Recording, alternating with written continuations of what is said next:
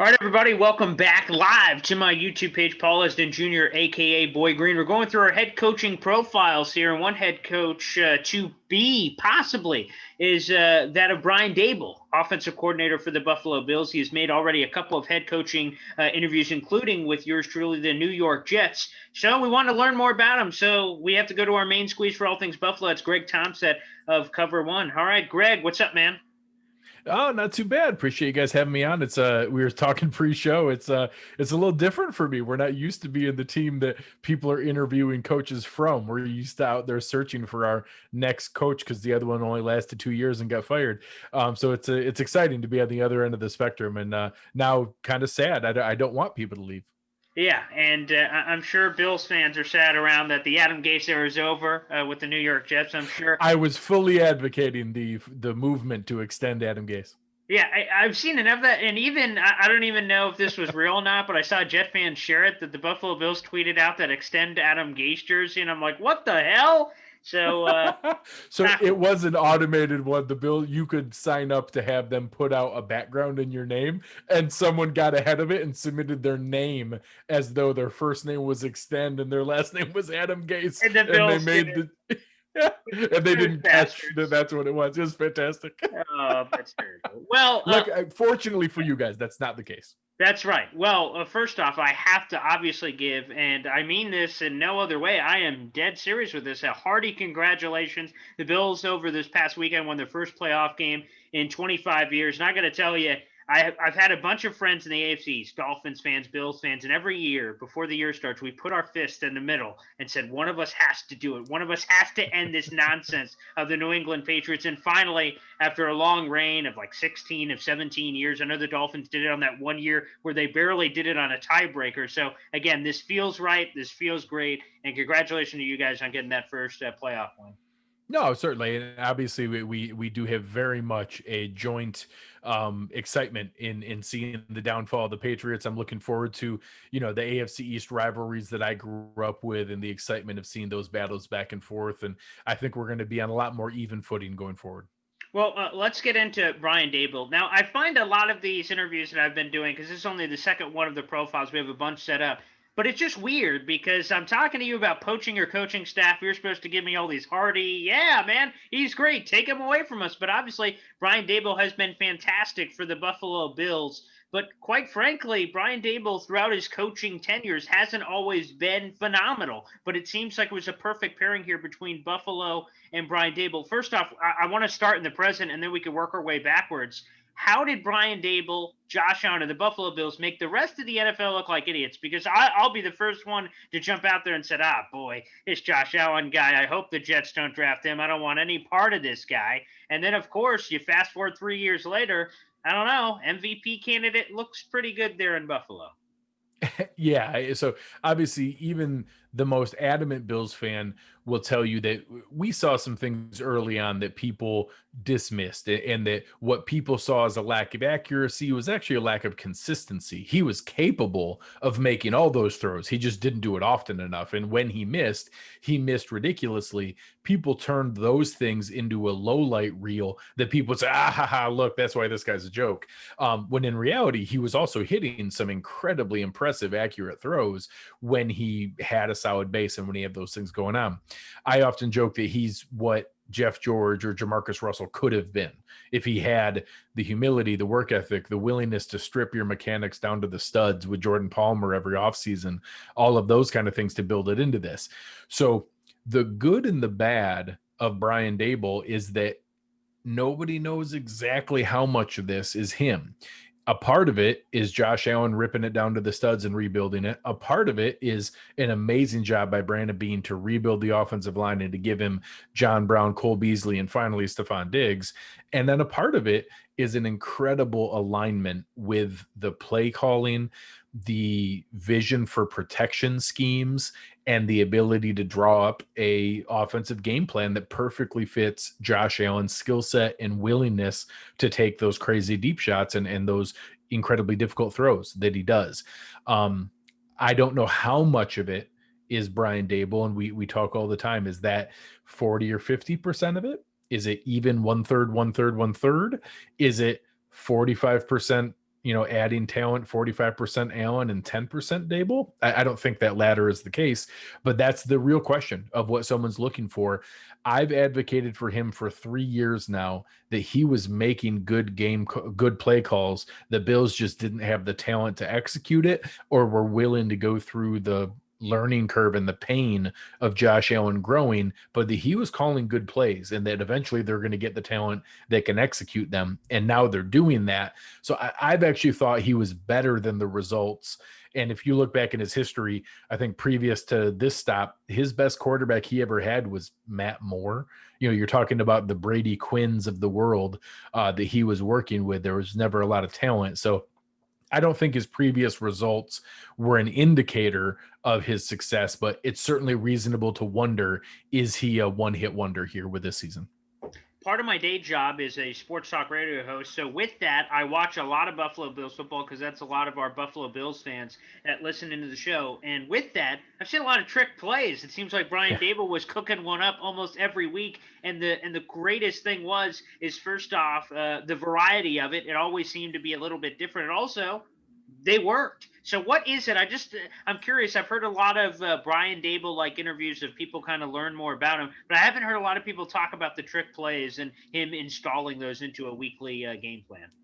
Yeah, so he is exceptional at lulling teams to sleep and then unleashing the trick play. So a couple of them, you see a lot of teams use that jet motion. The guy runs a jet motion, it kind of trails off. They'll do that over and over and over again. They'll find a team that eventually kind of loses track of that guy. He kind of trails them across and then they go, okay, he's off to the side there. I can keep my eyes on the quarterback. I don't need to watch where he's going.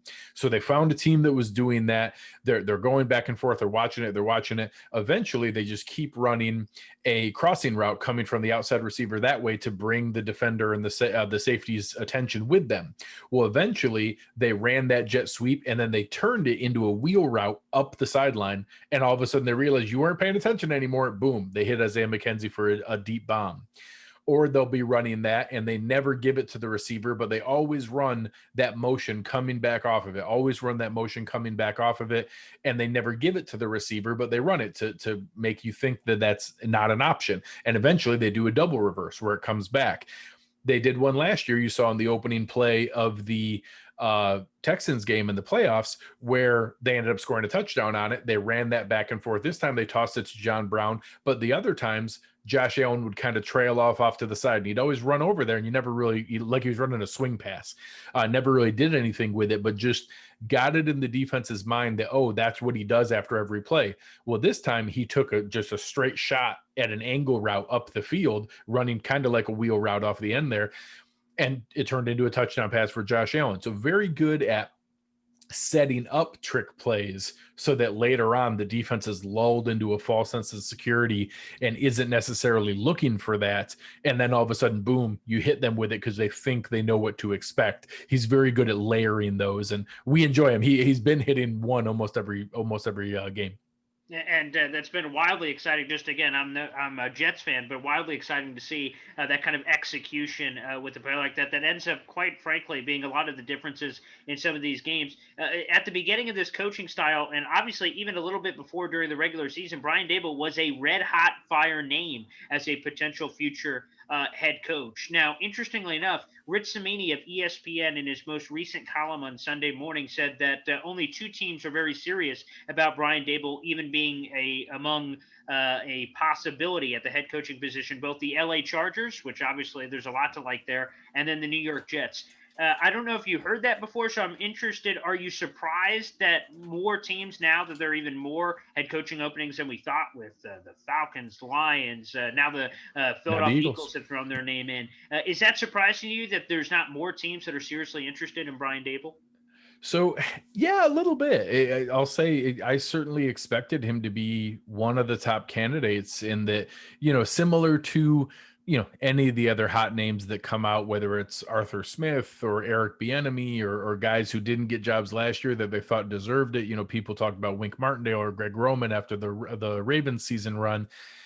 Sometimes it's confusing. You don't know what other teams are looking for. You actually just saw, I think the Texans are interviewing Leslie Frazier, and that, he was a guy who had been a former head coach with a pretty successful run in Minnesota, a reasonably successful run, and then went over to Buffalo and then had 3 straight top 5 defenses, is a good culture fit and builder. He didn't get any interviews. I don't really know why. It didn't make sense to me. So that combination of things is a little bit interesting at what owners are looking for. Sometimes it's trendy and they want the new up and coming offensive mind. Now you're seeing people like Sean McDermott or Brian Flores or others be more of a culture builder, where you can have a defensive minded head coach, but he puts the right play caller into place. It's interesting. It's hard to know what NFL owners are looking for because it's not a great deal of logic to me. Brian Daboll seems like an obvious fit, and I could see an awful lot of teams convincing themselves, oh my gosh, you see what he did with Josh Allen? Maybe he can do that for our quarterback.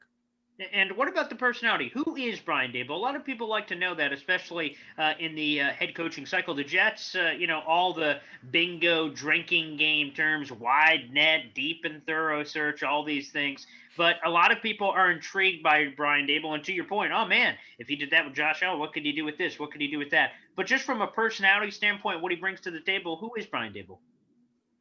So there's a couple things. One, the players love him. All speak glowingly about him, really strong relationships. I'll get to a story here in a moment about how strong some of those relationships can be. On the other side, it is without equivocation, this is Sean McDermott's building. So Sean McDermott runs and has his fingers on everything that happens in that building.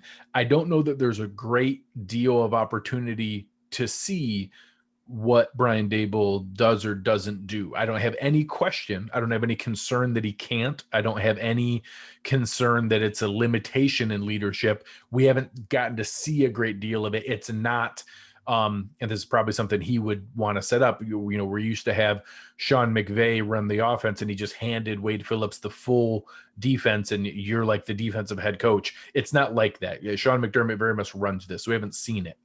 The reason that I don't have concern with it is he has built unbelievably good relationships with the players and they trust and really love him in a real sense.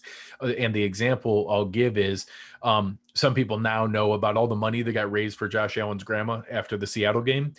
That's gotten to be a big story, is over $1 million now, and they're naming a wing of the Children's Hospital after Josh Allen's grandma because of the money that was raised. Well, prior to that, no one knew. So the Saturday night before the game, she passed away. He was a wreck. He didn't know if he was going to play. He didn't tell anyone other than Sean McDermott and Brian Daboll. Just nobody else knew because he didn't know how he was going to handle it. They told him, hey, it's up to you. You do what you need to do. They talked for a while. He decided he was going to play and then he'd tell people afterwards. So he goes through with that, ends up having the best game of his career. He outduels Russell Wilson. The rest of the season goes on as we've seen. Well, after the game, he comes in and gets into the locker room and Daboll's the first one to go up to him. And he goes to kind of congratulate him and give him a hug. And Allen just kind of collapses into Brian Daboll's arms. And the two of them sob for, like a 2 to 3 minute stretch of just what it meant and all of the things you go through there. That's not the example of a guy that you have a good working relationship with and, hey, attaboy, keep it up. Like, that's real. Like, if you have that kind of connection with someone that he's the first person you go to and you collapse in his arms and the two of you are sobbing because you know how incredible, how much that meant to him personally, to me, that gives me confidence. He's the kind of guy that can build those connections and build those relationships and that culture at a new stop. And I feel confident he seems like the kind of human that I would want leading people.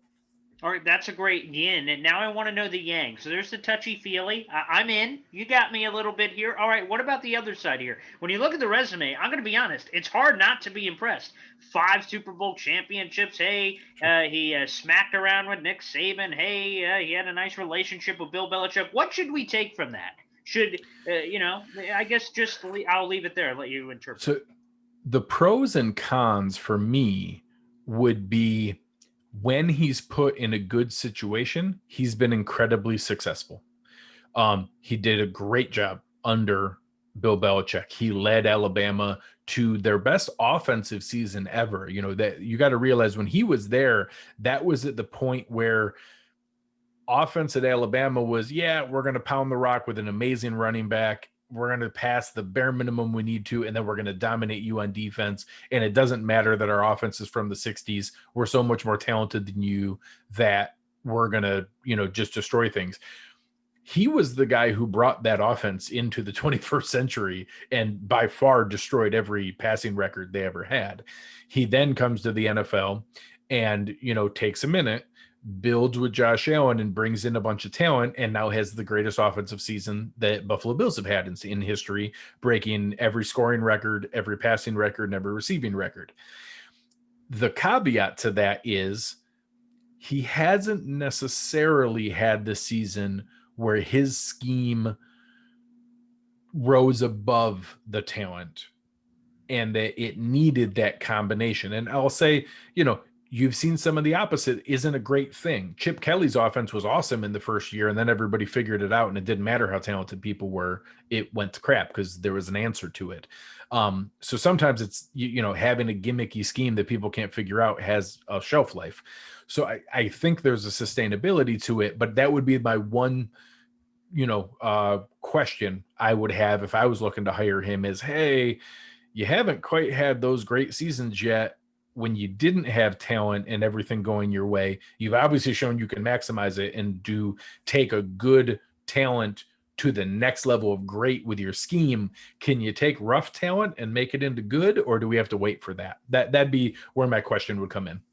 Again, Mr. Greg Tompsett of Cover One, looking into Brian Daboll as a potential head coach.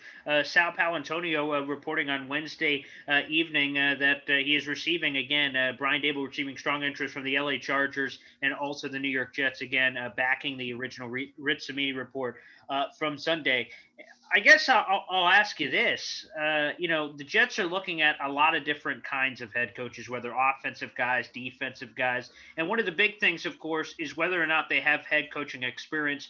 Just to bring it to you, Greg, because before Sean McDermott, I think both of us had gone through several different varieties of head coaches and different kinds of head coaches, and kind of had a saloon door of sorts of guys from our previous stops, whether, once the Marv Levy days and the Jets having Weeb Eubank, that was a long time ago. Yeah. So looking into some consistency now, is there anything to a guy being a head coach before, or is it essentially this, because one of the candidates the Jets interviewed is Marvin Lewis. Sure, he's been a head coach before. And then there's a bunch of sexy coordinators that have never been a head coach before. And the Jets have kind of done both. Adam Gase was previously a head coach, but before that, they did a lot of one-stop shops. Rex Ryan had never been a head coach. Todd Bowles had never been a head coach. Eric Mangini, Herm Edwards. I mean, you could go through the entire list. So they've really done both flavors. Is there anything to having been a head coach before? So I will say the examples people try to bring up of when that was successful are guys who were also pretty darn good at their first stop. People will throw out Belichick. People will throw out Andy Reid. People will throw out, not Bill Parcells, but Jimmy Johnson, Bill Parcells, other guys that, hey, they were also successful in their second stop. Well, they were pretty good in their first stop too. And, it's not necessarily that they needed that second stop to all of a sudden figure it out and be good. I haven't done the research to know that there aren't scenarios where guys were genuinely one just came up. Pete Carroll. Pete Carroll was not good in his first stop, ended up taking a side route through USC and through the college ranks, came back and was pretty darn good. Back-to-back Super Bowls, won a Super Bowl, has been in the playoffs almost every year. So I will say it's not a qualifier, disqualifier. It's not a filter I would use for the most part. If a coach, and you'll see this, it's usually immediate. It's all those guys I referenced got their next job right off the bat. There wasn't a lot of sitting on the sideline and nobody wanted them, and then all of a sudden they got brought back and now they're good. I would prefer to find the right coach who hasn't had a chance yet and see him be successful. I think there's a much higher probability of getting yourself a Jim Harbaugh, a Mike Tomlin, a Sean McDermott, a Brian Flores, a Kyle Shanahan, a Sean McVay. I just think that if a guy's going to be really good right off the bat, it's much more likely that he's going to be a first-time head coach, but it's not a disqualifier if, and I'll use an example, a surprising firing like we saw with Doug Peterson. I won't be shocked if Doug Peterson gets another job and is also successful and goes to another Super Bowl. Like, that won't shock me at all. But if you tell me that there's a story that ends up with Marvin Lewis getting the job here and winning the Super Bowl, yeah, you're going to surprise me with that version of it. Yeah, you'd surprise all of us, quite frankly, on that one. All right, let's get back into Daboll here, and the thing that Jets fans want to know: what are the traits of a head coach? What are the traits that a particular guy will bring in that are of intrigue? We've kind of talked about a little bit of that and a lot of different facets here so far. But if you had to identify one, two, three, whatever, however many that you deem traits that Brian Daboll exudes that makes you think, yeah, he could be a head coach, what are they? So I think the creativity, willingness to bend his scheme to the talent of the team, not being regimented that, nope, this is what I do and this is what we do and you're going to do it. Even in game plans, he's not regimented to that. He very much looks for the weakness of the opponent and figures out how to wear that out to the nth degree. Not even, oh, you're bad at this, so we might do it a little bit more. Pete Carroll's comments after the Seattle game were, well, we had a great game plan for stopping the run. The Bills passed the ball 28 of the first 30 plays. If you're bad at something, he's going to wear it out and is going to find a way to do that. So I think that's just smart coaching. I think that he's been around a culture. The Bills are obviously one of the most analytically driven decision-making teams in the league. I think he's seen the benefit of that. Sean McDermott builds a good infrastructure, talks about people caring about each other and loving each other and building a culture with the right people and not making any exceptions of adding people that don't fit that. I think that's a good thing to learn from. You mentor under people like Bill Belichick and Nick Saban. It's hard to ask for a better graduate level course than watching those guys in action. I think he's ready, and I sadly think he's going to be pretty good, to the point that the best endorsement I can give to Jets fans is, if the Jets hire Brian Daboll, I'm going to be pissed. Like, I'm not going to be happy. I am going to be upset that the Jets hired Brian Daboll because I think he's going to be good. And I'm just interested here. This is not even, I don't know how much interest Jet fans will have, but I have interest myself. If Brian Daboll leaves, what's the answer for Buffalo at that position? And is there any concern from your side that there would be some regression from Josh Allen losing Brian Daboll? Certainly. I mean, it would be naive not to have concern. I do think with the amount of talent they've added, with the time they have there, I don't think they would even remotely consider someone coming in who doesn't run the Erhardt-Perkins system, that isn't going to keep a pretty significant level of terminology and language the same. Even just promoting from within with Ken Dorsey and just making him the play caller. I would be pretty flabbergasted. So if you came back and told me that somebody was changing to a completely different 4 verts air raid system that was all new language and terminology and he had to relearn everything, yes, absolutely, I'd be concerned with that. I think that would be a pretty high priority for them to maintain continuity, because I think that has a great deal of value. But yeah, it would be naive to think that there's no possibility for a step back here, because it's been such a good confluence of more talent, improvement from Josh Allen, great play calling. If you remove one of those, I think Ken Dorsey will be a good play caller, but I don't know. He's never called plays before. What if we hire somebody who's never called plays before? There's a fear of the unknown and a concern that would be naive not to think is a challenge. Greg, only a couple more before we get you out of here. One of my concerns, and this may sound like a stupid concern. You may be like, hey, you're an idiot. And I'm going to feel great about it. But one of my concerns is, the Jets just dug through the AFC East trash bin. Now, again, I get it's different, and you're going to explain to me why it's different. Like, Adam Gase just got fired by the Dolphins. And to me, the Jets were so arrogant. I don't know what the Dolphins didn't see in that building. Here is what Adam Gase truly is. They bring him in, and he sucks. 32nd in offense 2 years in a row. So in this case, they wouldn't be picking through the trash bin, so to speak. Brian Daboll is highly regarded, and he is not fired. He is currently the offensive coordinator of the Buffalo Bills. Is there anything to that, grabbing a guy from the AFC East? There was a lot of people when Adam Gase was hired, they're like, aha, he knows the AFC East well. That's some inside knowledge on the division. That should help. Is that a good thing? Is that a bad thing? Is my concern warranted in that respect? I mean, it's a bonus. I don't know that I'd call it a differentiating factor. I don't think it's a bad thing. The fact that it's been successful, that he was just part of an offense that swept the division, isn't a bad thing. I mean, that's certainly not negative. He has game plans that are, go look at the rest of Brian Flores this season. The Bills put up 87 points against Brian Flores. It was, I believe, 21.6 or 25.6% of their points given up all season. So, obviously some of it is a pretty good game plan that he probably won't forget in wherever his next stop is. But I don't know that it would be a tiebreaker between two candidates. I would just pick the right coach. And if it happens to be Daboll, that's a nice bonus. All right, and last one before we get you out of here. As Jets fans are looking for their next head coach, I think they should grab everything that they saw in Adam Gase and just look for the complete opposite. With that being said, one of the real points where Adam Gase struggled, and there are plenty of options on that quiz, is halftime adjustments.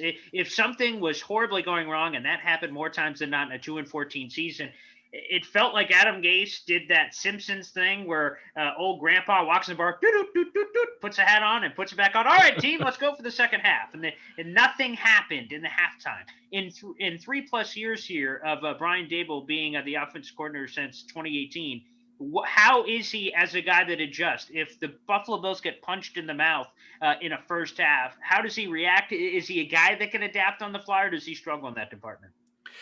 So it's interesting. This has been a huge debate in the Bills fandom.